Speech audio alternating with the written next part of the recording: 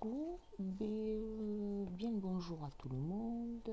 Voilà, aujourd'hui je voulais vous faire une petite vidéo pour tous ceux qui sont donc amoureux des plantes et à travers donc comment pourrais-je dire un extrait donc que je vous montre ici, j'espère que vous le verrez bien. Voilà, qui s'intitule donc l'herbier du chaman, où il est inclus donc les 36 cartes divinatoires, mais finalement qui est fait aussi pour partir à la magie des plantes, à la rencontre, pardon. Donc c'est les éditions Larousse qui a fait cet oracle pour comprendre le langage secret des végétaux finalement.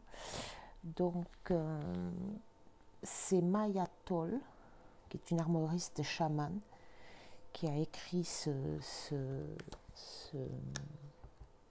bouquin. Voilà. Donc, je vais vous le montrer un petit peu. Voilà, c'est très, il est très bien fait, très bien écrit, très bien imagé. Voilà. Et donc, aujourd'hui, et peut-être les jours suivants, on va partir à la rencontre d'une carte. Je vais vous présenter déjà les cartes, le côté d'eau, voilà. Et donc je ne le connais pas par cœur. Je vais vous lire par rapport à la carte qui va sortir finalement ce qu'il en est en ce 1er juin.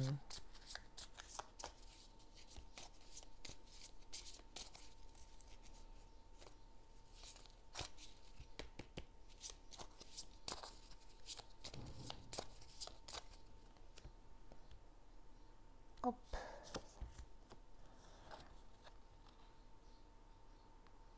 Donc ici, j'espère que vous le voyez bien, c'est la carte de la valériane en fait, où il est mentionné donc de se détendre. Voilà, détendez-vous. Donc on voit le chat, le roux qui est apaisé, qui est au pied de la valériane. Et je vais vous lire donc ce qu'il en est de cette carte par rapport au bouquin. Voilà. Vous allez comprendre le fonctionnement de cet oracle. Donc voilà. Donc on retrouve le chat avec la valériane. Voilà les petits nuages, le soleil. Donc en ce 1er juin, il vous est dit de vous détendre. Donc il y a une explication par rapport à la carte, un rituel, une réflexion, et ensuite ça passe à la carte d'après. Donc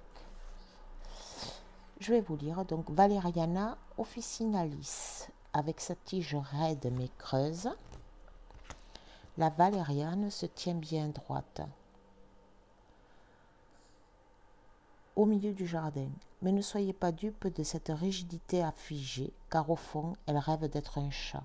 Ses efforts pour s'en rapprocher l'ont conduite à dégager une odeur forte, une huile essentielle qui attire irrésistiblement ces petits félins, même si nous l'assimilons plutôt à une odeur de chaussettes qui pue la transpiration. Alors ça c'est un côté, mais c'est pas mal. Pourquoi un chat, me direz-vous? Parce qu'en observant ces animaux, la valériane en a tiré la conclusion jubilatoire que les chats ne ressentent jamais la honte, ce qui les rend plus heureux. Je peux le comprendre. Elle vous demande d'aspirer à une vie dépourvue d'autoflagellation et de nigrement quotidien, de détendre votre corps cuirassé, vos pensées et vos émotions rigides, et de rejoindre pour faire un petit somme, sans honte aucune, l'après-midi. Donc ceux qui font la sieste l'après-midi, vous n'avez aucune honte à ça. Par rapport au rituel, qui s'avère le repos, la valériane ne vous demande qu'une chose, une sieste dans l'après-midi, surtout si vous ne pensez que les petites sommes sont un signe de paresse ou un luxe que vous ne pouvez pas vous permettre. Trouvez un endroit ensoleillé et mettez-vous en boule pendant 10 à 20 minutes. C'est la durée idéale d'une sieste.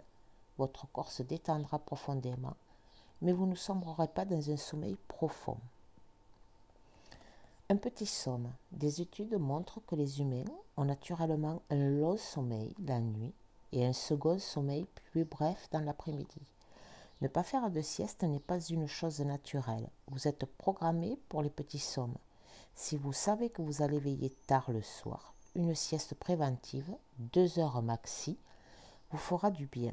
Mais comme pour tout, il n'existe pas de solution universelle. Certaines personnes ne sont pas faites pour la sieste. Écoutez votre corps.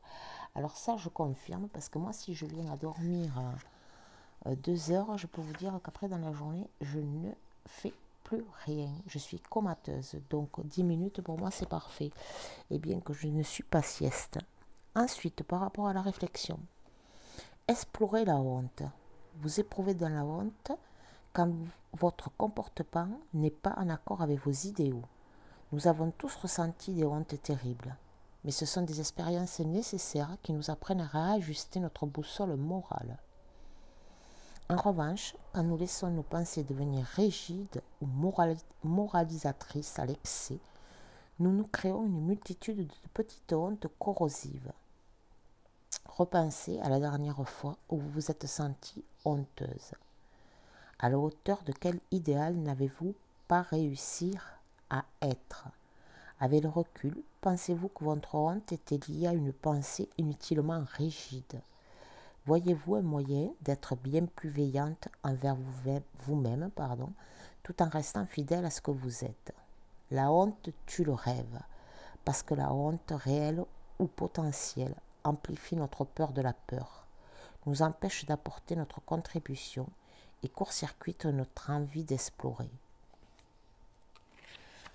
Alors voilà, c'était un petit extrait. Donc aujourd'hui, une petite sieste, on se détend et puis finalement on explore sa honte et on voit pourquoi on a été honteuse et on en tire donc par rapport aux questions qu'il a été mentionnées. À la hauteur de quel idéal n'avez-vous pas réussi à être? Avec le recul, pensez-vous que votre honte est liée à une pensée inutilement rigide? Ou voyez-vous un moyen d'être bien plus veillante envers vous-même tout en restant fidèle à ce que vous êtes? Bon, pour ceux qui sont intéressés, ce bouquin est vraiment... voilà, je le conseille. Je le conseille parce que effectivement, donc il y a un rituel, il y a une réflexion à adopter à travers ça. Il y a l'explication de la plante, il y a des images qui sont révélatrices quand même, parce que quand on voit celle-là avec le chat qui se repose et qui lui n'a pas honte de justement de faire à la sieste, voilà.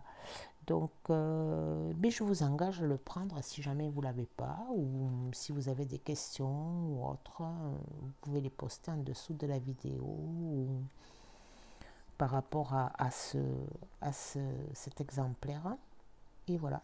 Donc tous les jours peut-être, enfin tous les jours non, certainement pas, mais je vais m'engager donc à vous publier une petite carte par rapport à cet article-là, par rapport à ce chouette bouquin. Voilà, je vous souhaite à tous une belle journée et puis je vais revenir avec le tirage du jour. Voilà, bisous à tous.